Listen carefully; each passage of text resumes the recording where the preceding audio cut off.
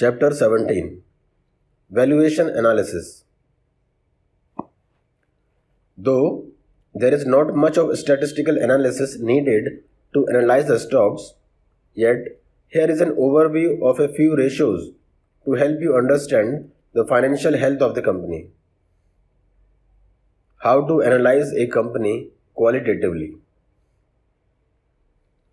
When you have to buy a car, you go around researching the market for the best brand and model for yourself. You check out different brands to compare their mileage, power, durability, performance, etc.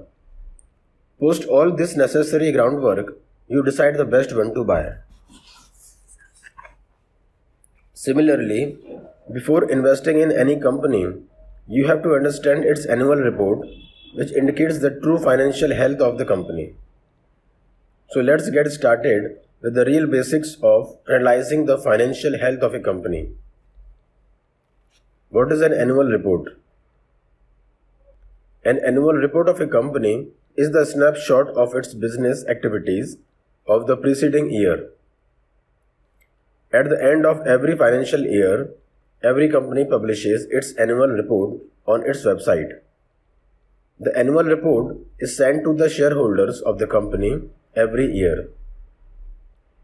Here are the qualitative and quantitative parameters to look out for while reading an annual report. Number 1. Design and tone of the report. The design and tone of the annual report must be easy to understand for lay investors. The annual report is shared to disclose the key information to the shareholders and other prospective investors. The annual report is shared as a part of the company's PR to attract existing and potential shareholders to invest in the company. Do you know that some companies act smart by twisting the tone and design of the report? They use excessive bright colors and pictures to make it look attractive and in the process mislead the readers by overshadowing important information. Here are the names of two such companies whose annual report looks more like a marketing brochure. Treehouse, Temptation Foods. Temptation Foods has already wrapped up its business and Treehouse is in a stage of liquidation. Both these companies made lengthy annual reports to fill page bragging about themselves. They believed that their fancy reports with bright colors and impressive images would hide the problems faced by the companies. But if it was true, then these ventures would still have existed. Here is an example of a company, Goodyear India, which is a reputed brand name and gives you truly straightforward annual report.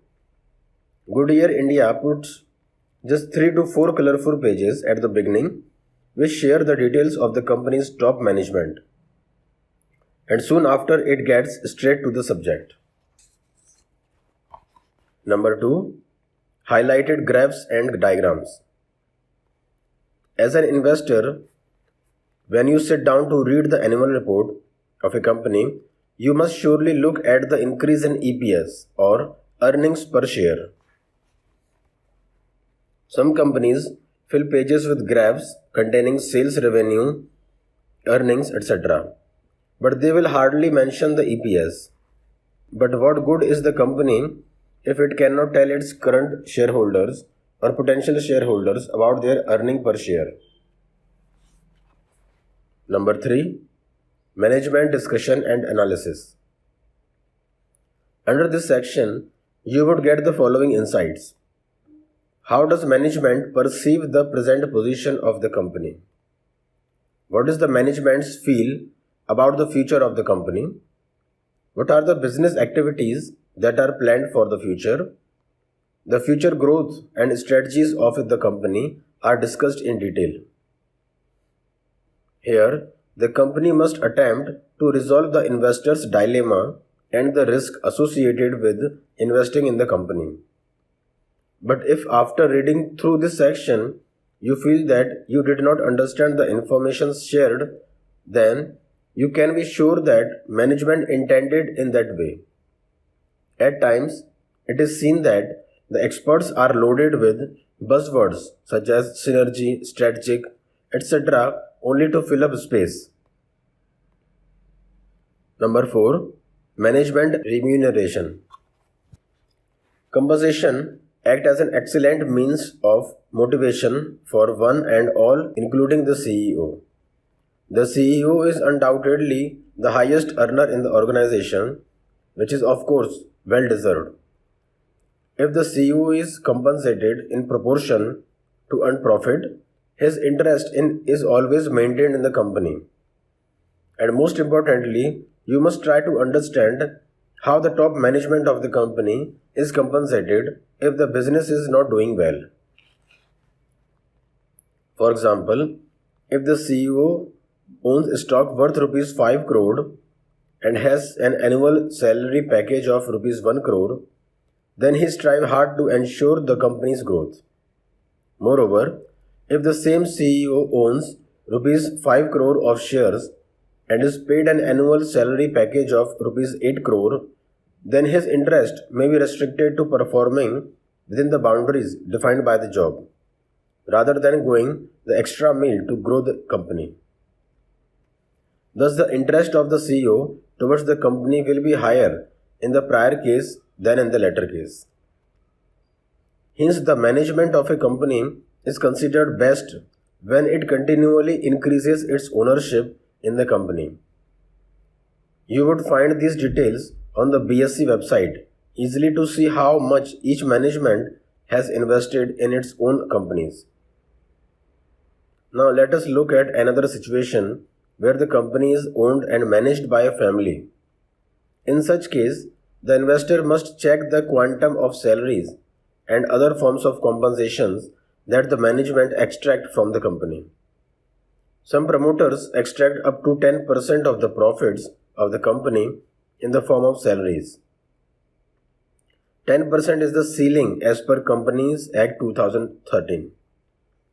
Management that reward itself excessively doesn't care about its shareholders.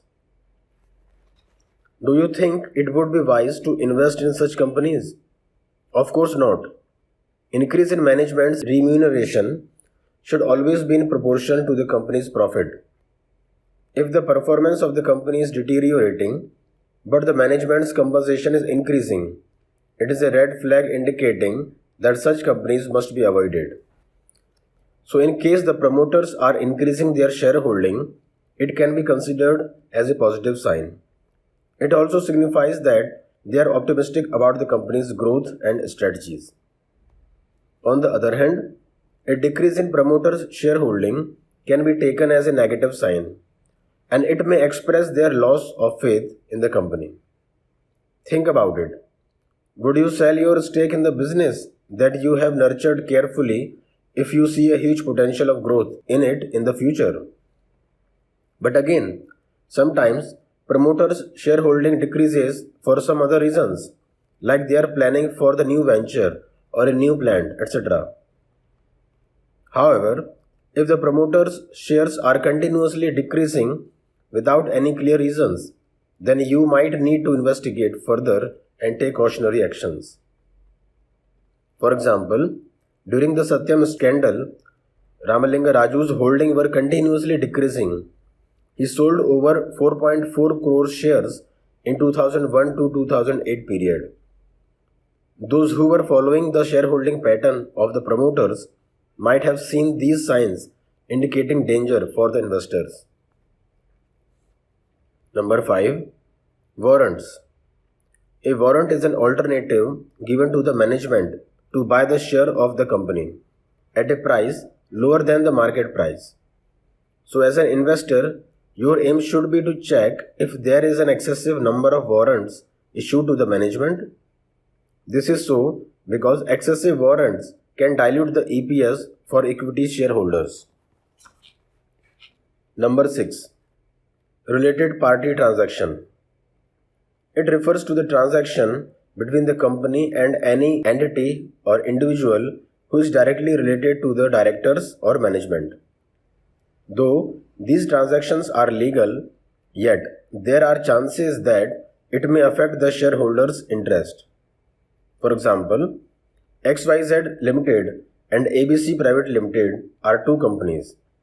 Asha is the CEO of XYZ Limited and her husband, Mr. Abhay, holds a 40% stake in ABC Private Limited.